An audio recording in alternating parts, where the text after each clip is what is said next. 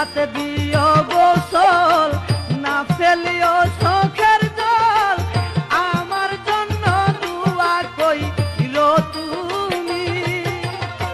নিজ হাতে দিও গোসল, না ফেলিও চোখের জল, আমার জন্য দুয়া কইরো তুমি। তোমার বুক খালি করে নিবে আমায় কবরে,